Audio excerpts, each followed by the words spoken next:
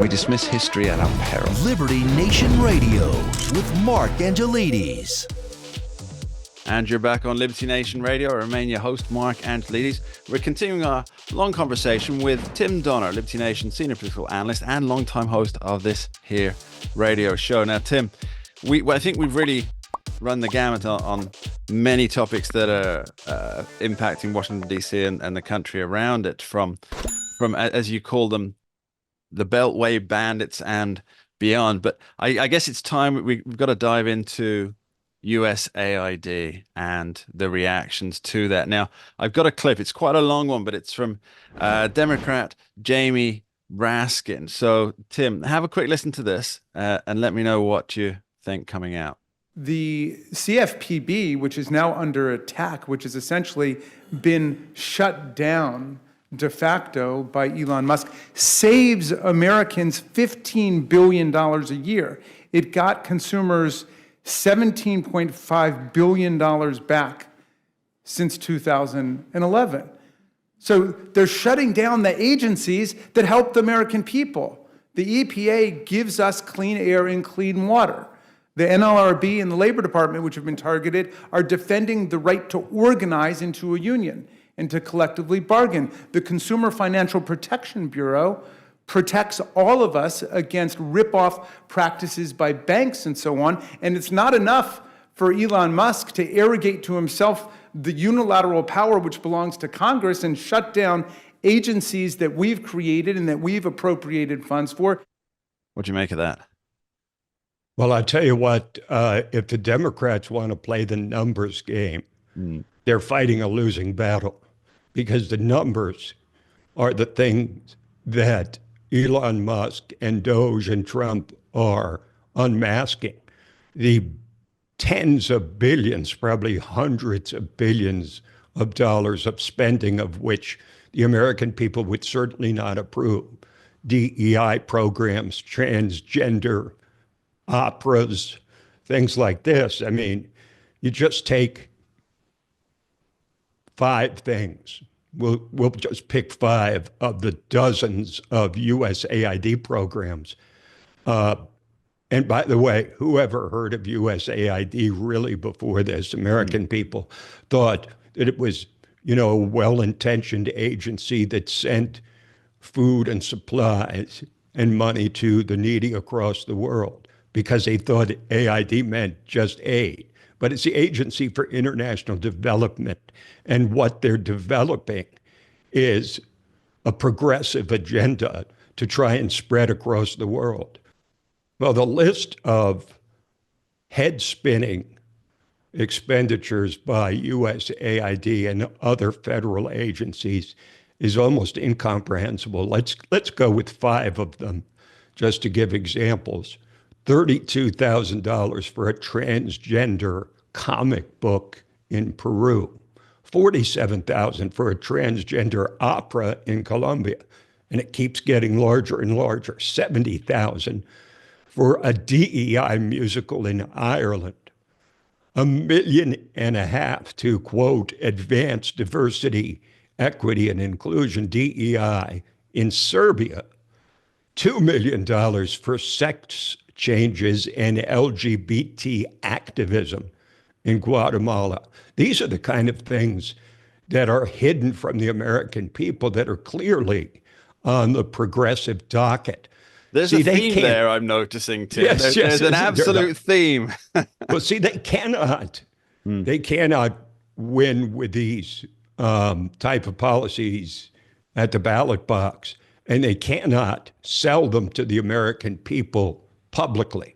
So what they do is they use the cover of darkness of the federal bureaucracy to push these things through. They've already been spent. Now, presumably they won't be, as you pointed out earlier. The big changes will hopefully be in the 2025 budget, if they even come up with a budget, because of course we know the Democrats are now threatening to shut down the government. But it also seems to me, in the way of observations, that the Democratic Party has picked the worst possible messengers for their outrage. I mean, Maxine Waters is out there day after day, just howling into the darkness, screaming about the unfairness of it all without defending any of the individual expenditures that have been unmasked.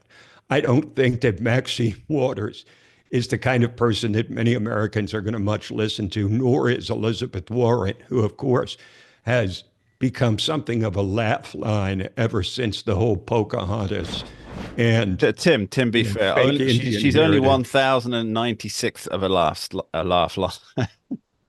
I've got to do. 1,096th of a laugh. I really think if I had my DNA tested, I would probably have at least as high a percentage as her. But these are the people that are expressing outrage. They're the front people, which is remarkable to me because these are people who really have a very poor reputation among the American people. I think of that little so-called rally last week, which was so pathetic, with Maxine Waters and Chuck Schumer raising their hands and saying, "We will win, we will win," with no basis for saying that because they've already lost, right? The game is already over.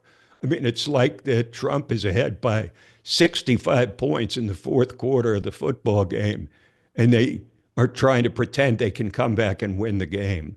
As my recent article on LN has stated, DC will never be the same with what Trump is doing across every agency, across every cabinet position. And the big difference, of course, this time, Mark, as opposed to his first administration, is that he has reliable allies heading up every cabinet department and agency. Whereas the first time he came in, he was forced to settle for Washington insiders who were recommended to him, whom he did not know, and who, in many ways, didn't even trust him very much. That's not going to happen this time. Yeah, it seems the nominees are actually moving ahead at quite a pace. At time of recording, you might say warp speed. Warp speed, indeed. Yeah, at time of recording, Tulsi Gabbard has yet to have the full floor vote, although based on the numbers I'm looking at on this day, it looks like she's got enough. And then there's Robert F. Kennedy, and I guess he's the last. He and Kash Patel are the last. Kash Patel as well, yeah, yes. They're the last big ones. Everything else should be pretty plain sailing. But I at time of recording, I must put that in, I suspect they are all going to go through, including maybe by a vice presidential tiebreaker, Robert F. Kennedy. Well, I think that it's pretty clear that there is not more than 3 votes among Republicans to reject their nominations, which means at worst, Vice President Vance will cast a tie-breaking vote, but it may not even come to that.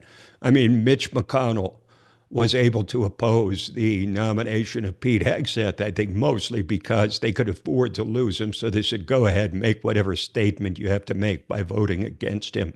But, you know, nobody wants to incur the wrath of Trump in the Republican Party. And so it's unlikely that any of these 3 would be rejected. And then Trump will have his full team together. It's going to be chaos. It's going to be a mad, bad, beautiful chaos on the world stage. And in fact, that kind of brings me on to something that I did want to discuss. And it seems to me that what's happening in Washington, D.C. with Donald Trump and his cabinet is actually impacting politics around the world in it's rather a mad array of the end of a globalist hegemony. Now, that might sound like a bit hyperbolic, but I can make the case, and we'll do so after this short break. See you soon. We dismiss history at our peril. Liberty Nation Radio with Mark Angelides.